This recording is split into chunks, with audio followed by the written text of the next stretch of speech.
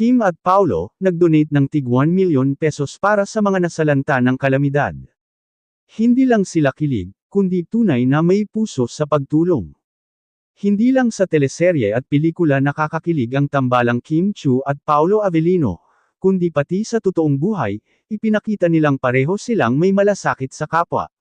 Kamakailan lang, nagbigay ng tig 1 na milyong piso sina Kim at Paulo bilang donasyon sa mga kababayan nating labis na naapektuhan ng matinding pagbaha at landslide sa ilang bahagi ng bansa. Joint effort na punong-puno ng puso.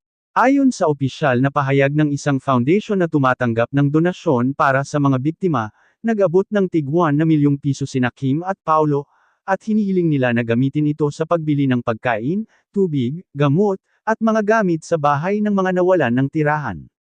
Hindi namin kailangan ng credit.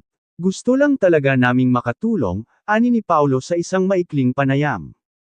Sinundan ito ni Kim nang, kapag may platform ka, gamitin mo ito para sa tama, lalo na para sa mga nawalan ng lahat. Tahimik pero makabuluhang gawa. Hindi ito unang beses na tumulong sina Kim at Paulo sa mga biktima ng sakuna, ngunit mas pinili nilang maging tahimik sa kanilang kabutihan.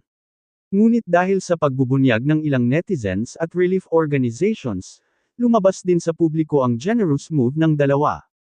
Isang staff mula sa LGU ang nagbahagi sa social media. Mas mahigit, ang sarap ng pakiramdam na may mga artista tulad ni Kim at Paulo. Hindi lang sila sikat, kundi tunay na may malasakit. Fans, kaya sila ang ultimate love team, may puso para sa bayan. Tuwang-tuwa rin ang mga fans ng Kim Pao Love Team.